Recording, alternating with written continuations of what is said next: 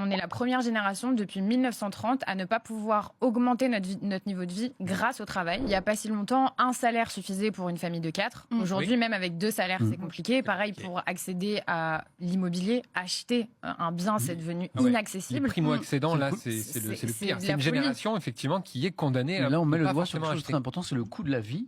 Le coût de la vie, le coût du logement. Versus le salaire, en fait. C'est peut-être ça aussi qui change le rapport au travail. Il y a un ancien ministre du Travail qui disait sur France Inter il n'y a pas longtemps qu'on est la première génération depuis 1930 à ne pas pouvoir augmenter notre niveau de vie grâce au travail. Et que donc aujourd'hui, les gens qui peuvent augmenter leur niveau de vie, c'est seulement grâce à l'héritage. Et donc c'était plus rentable d'hériter que de travailler toute sa vie. Il y a une époque où tu pouvais augmenter ton niveau de vie en 15 ans, après ça a été en 45 ans, et aujourd'hui c'est en 85 ans si tu veux juste doubler ton niveau de vie. En fait, c'est inaccessible. Tu me déprimes. Ah mais ça les déprime tout autant que les Français, ça les déprime. Vous vous demandez pourquoi aujourd'hui il y a plein de gens qui acceptent plus de postes. Ben ils acceptent plus les postes parce que les salaires sont trop bas. Aujourd'hui avec un SMIC tu vis plus dans ce pays. Je dirais même qu'avec un SMIC, à la limite, t'es indexé sur l'inflation. Donc au pire, ton salaire, il augmente. Mais un mec qui va signer un CDI juste un petit peu au-dessus du SMIC, lui, il verra jamais son salaire augmenter. Donc en gros, il perd de l'argent tous les mois.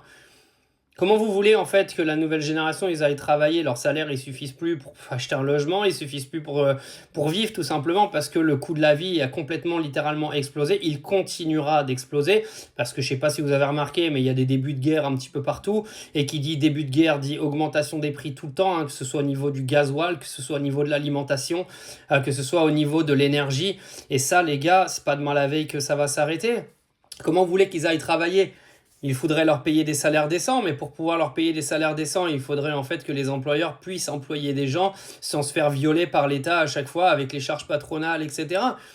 Les gars, c'est un cercle vicieux qui ne s'arrêtera jamais. Les employeurs ne peuvent plus augmenter les salaires et ne peuvent plus embaucher car ils se font étouffer par l'État. Dans le même temps, les gens avec leur salaire de 1007-1008 ne peuvent plus survivre aujourd'hui. Après, on va dire, bah ouais, mais il y a une baisse de natalité. Bah oui, la baisse de natalité, comment vous voulez faire des enfants si avec l'argent que vous gagnez, vous ne pouvez pas les éduquer ? Vous avez vu le prix des couches ? Vous avez le prix de l'alimentation ? Vous avez vu le prix pour que ces gamins-là aient une éducation aujourd'hui de scolarité sans prendre le risque de voir son gamin se faire planter à la sortie du bahut ? Il faut aller dans des écoles privées, percher dans des villages perdus, tout ça, ça a un coût les amis. Comment vous voulez aujourd'hui que les gens fassent des mômes ? Ils ont plus de thunes. La nouvelle génération, elle a plus un rond. C'est hallucinant. Moi qui propose des business en ligne, etc., quand je parle avec les gens, ils sont complètement dépressifs de leur vie parce qu'ils savent plus quoi faire.